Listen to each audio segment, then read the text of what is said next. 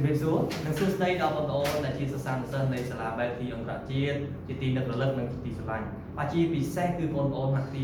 6បាទយ៉ាងណាហើយកូនសុខទុក្ខបាទលោកគ្រូដឹងថាបងប្អូនប្រកាសជាសុខសប្បាយហើយព្រោះដោយសារបងប្អូននៅជាមួយម៉ាក់ប៉ាដូចជាក្រុមគ្រួសារណាហើយសម្រាប់លោកគ្រូផ្ទាល់ក៏មានសុខទុក្ខធម្មតាដែរណាអរគុណច្រើនដល់គ្នាបាទថ្ងៃនេះលោកគ្រូនឹងមកបង្រៀនបន្តនៅមេរៀនរបស់យើងមុខវិជ្ជាវិទ្យាសាស្ត្រប៉ុន្តែមុននឹងចូលមេរៀនបន្តលោកគ្រូនឹងរំលឹកមេរៀនទៅដល់បងប្អូនបានសិក្សានៅកាលពីសប្តាហ៍មុនហើយមួយទៀតដែរមុននឹងចូលនៅការរំលឹកមេរៀនចាស់ដែលយើងធ្លាប់បានសិក្សានោះលោកគ្រូនឹងមានកំណែកិច្ចការផ្ទះរបស់បងប្អូនចង់ដឹងថាបងប្អូនធ្វើកិច្ចការផ្ទះកាលពីសប្តាហ៍មុនត្រឹមត្រូវដែរទេអញ្ចឹងចង់ដឹងទាំងអស់គ្នាយើងចូលទៅមើលកិច្ចការកំណែកិច្ចការផ្ទះជាមួយគ្រូទាំងអស់គ្នាអូខេអញ្ចឹងទាំងអស់គ្នាយើងចូលមកអានជាមួយលោកគ្រូទាំងអស់គ្នាណាបាទកំណែកិច្ចការផ្ទះទី1ចរន្តអគ្គិសនីគឺជាបំលាស់ទីបន្ទុកអគ្គិសនីឬអេឡិចត្រូនសំណួរចម្លើយបន្តចម្លើយនេះគឺនៅក្នុងចម្លើយទី1ដដែលគាត់ណាគឺតណាចរន្តអគ្គិសនីដែលយើងប្រើប្រាស់សប្តាហ៍ថ្ងៃបានមកពីប្រភពអគ្គិសនី2គឺប្រភពចរន្តជាប់និងប្រភពចរន្តឆ្លាក់បាទអញ្ចឹងសំណួរទី1មិនដែរកូនធ្វើទៅត្រូវទេប្រកាសជាត្រឹមត្រូវណាចឹងបានយល់ច្បាស់ពីមេរៀនហើយជួយការពារត្រូវទៀតល្អមែនតើគាត់ណាអូខេអញ្ចឹងយើងចូលចម្លើយទី2ថ្មពើមានគោល2សំទោសថ្មពើ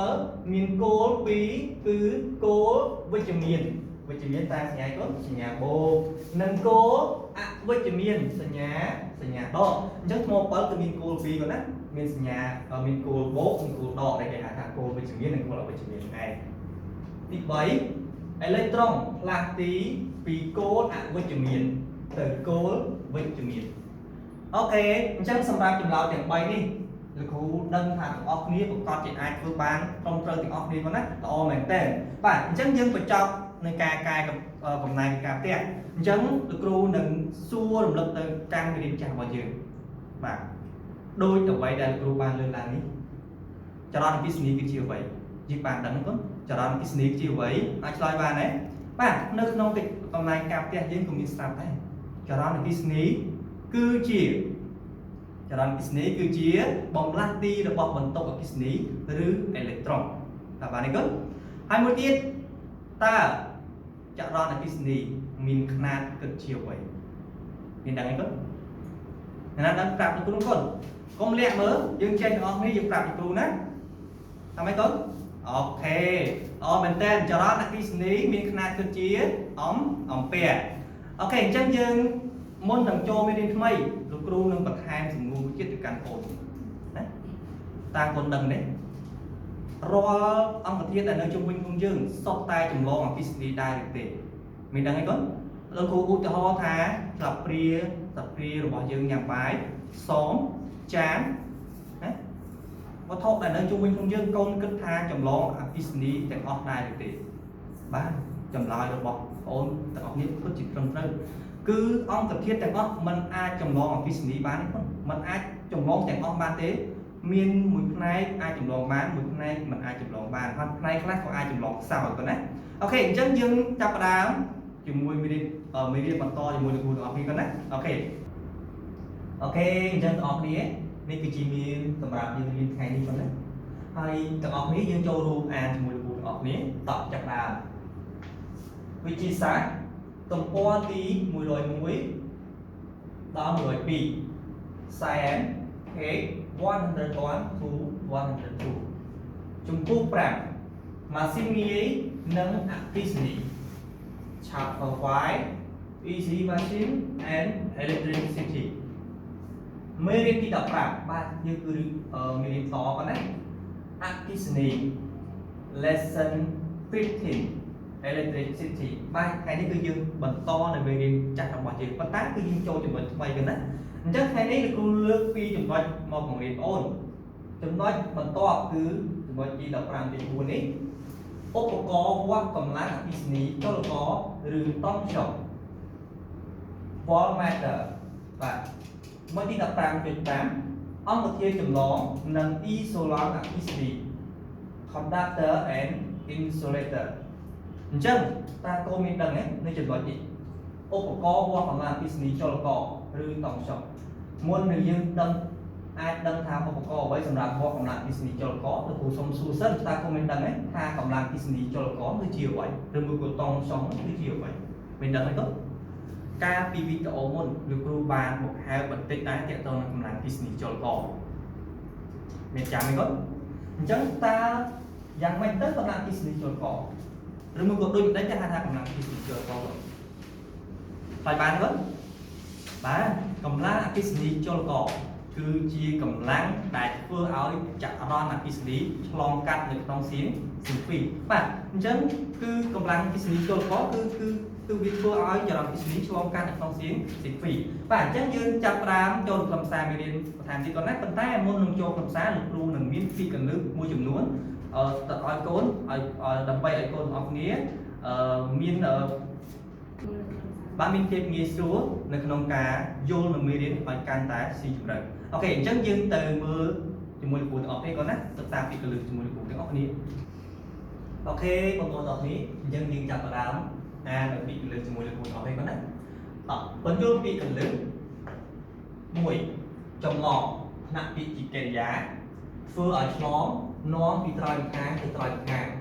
ឧទាហរណ៍អង្គធាតុចម្លងអគ្គិសនីទី2ចុងអល់ថ្នាក់ពាក្យជាកិរិយាតម្រង់សំដៅឧទាហរណ៍ត្រនិកនាឡិកាចុងអល់ម៉ោង12ទី3ចលនា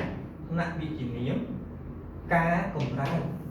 បាទដូចយើងមានចលនាដៃជើងយើងមានចលនាគឺការកម្រើ